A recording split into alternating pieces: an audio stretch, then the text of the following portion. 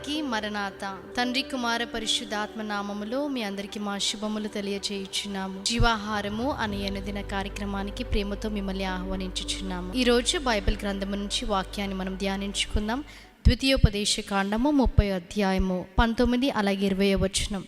నేడు జీవమును మరణమును ఆశీర్వాదమును శాపమును నేను నీ ఎదుటను ఉంచి భూమి ఆకాశములను మీ మీద సాక్షులుగా పిలుచుచున్నాను.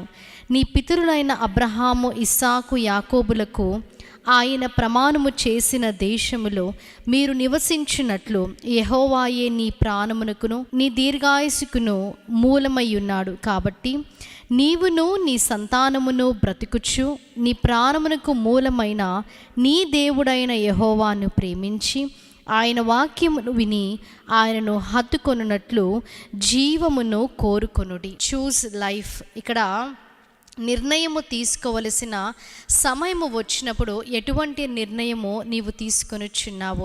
డెసిషన్ మేకింగ్ అనేది మరి జీవితంలో ఎంతో టఫ్గా మనకి కనబడుచున్నది. బైబిల్ గ్రంథంలో మనము చూచినప్పుడు యెహోషువ గ్రంథము 24వ అధ్యాయము 15వ వచనంలో ఇక్కడ యెహోషువ ఒక మంచి నిర్ణయము తీసుకోవడము మనము చూస్తాం. ఇశ్రాయేలీయుల గోత్రికులని మరి అందరినీ కూడా పిలిచి వారితో ఆయన మాట్లాడడం మనము చూస్తాం. మీరు ఇతర దేవతలని పూజిస్తారా లేదా నిజమైన దేవుడిని మీరు పూజిస్తారా అని ఇక్కడ అడగడం మనము చూస్తాం. యెహోషువ గ్రంథము 24వ అధ్యాయము 15వ వచనాన్ని మనం చదువుకుందాం. యెహోవాను సేవించుట మీ దృష్టికి కీడని తోచిన ఎడల మీరు ఎవరిని సేవించెదరో, నది అద్దరిని మీ పితరులు సేవించిన దేవతలను సేవించెదరో, అమోరియల దేశమున మీరు నివసించుచున్నారే వారి దేవతలను సేవించెదరో నేడు మీరు కోరుకొనుడి. మీరు ఎవరిని సేవింప కోరుకొనినను నేనును నా ఇంటి వారును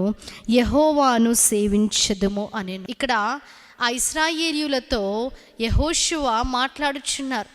మీరు ఎవరిని కోరుకొనినను, మీరు ఎవరిని మరి పూజించడానికి ఇష్టపడినను, ఎవరిని ఆరాధించడానికి ఇష్టపడినను నేను మాత్రము నా దేవుడైన యెహోవాని మాత్రమే, నా కుటుంబం అంతయు ఆయనని మాత్రమే సేవిస్తాము. ఇక్కడ ఆయన నిర్ణయము, అయ్యో అందరూ కూడా మరి దేవతలని సేవించుచున్నారే, మా వైపు ఎవరు లేరు, కేవలము మేము మాత్రమే దేవుని వైపు చూచుచున్నాము అని అక్కడ అనుకోవడం లేదు. ఒకరున్నా సరే ఏలియా అక్కడ ఎలాగైతే పౌరుషము కలిగి నా దేవుని కొరకు నేను ఒక్కడనే నిలబడి ఉన్నాను అని అన్నారో, ఇక్కడ కూడా యెహోషువ నిర్ణయము తీసుకోవలసిన సమయం వచ్చినప్పుడు ఎవరు ఉన్నా లేకపోయినా పర్వాలేదు, నేను మాత్రము నా దేవాతి దేవుడిని నేను కోరుకొనిచున్నానని ఇక్కడ వారందరితో చెప్పడం మనము చూస్తాం. ఆది కాండము 39వ అధ్యాయంలో యోసేపును మనము చూస్తున్నాం. ఇక్కడ యోసేపుకు పోతీఫర్ యొక్క భార్యతో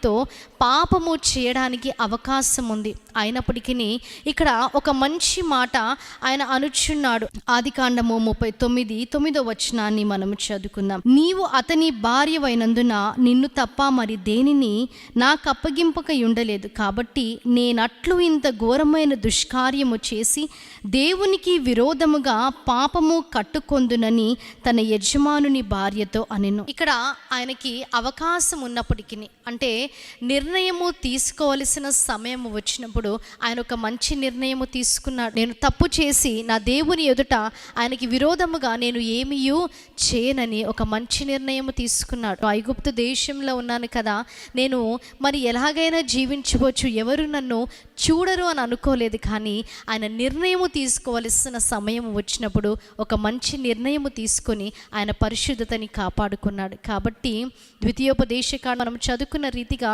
జీవమును కోరుకును అని దేవాతి దేవుడు ఇక్కడ చెప్పుచున్నాడు. కాబట్టి మన జీవితంలో కూడా నిర్ణయము తీసుకోవలసిన సమయం వచ్చినప్పుడు ఆయన వైపు చూచి మంచి నిర్ణయాలు మనము తీసుకున్నప్పుడు ఆ దేవాతి దేవుడు మనని దీవించి ఆశీర్వదించే దేవుడుగా ఉన్నాడు. ఇటు వాక్యాన్ని దేవుడు మీ వినికిడిలో హృదయంలో భద్రపరిచి దీవించి ఆశీర్వదించును గాక.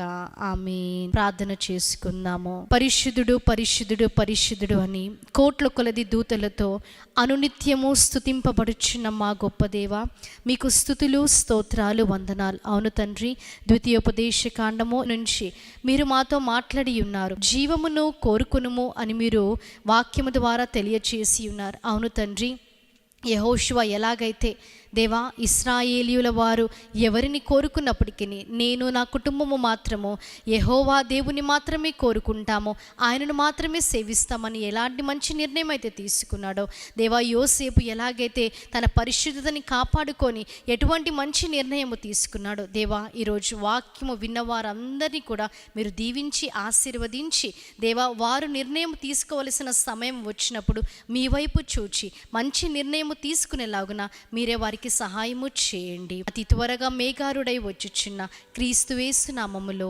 అడిగి వేడుకుంటున్నాం ప్రియ పరలోకపు తండ్రి, ఆమేన్. అందరికీ మరణాత. దేవుడు మిమ్మల్ని అందరినీ దీవించి ఆశీర్వదించును గాక. ఆమేన్.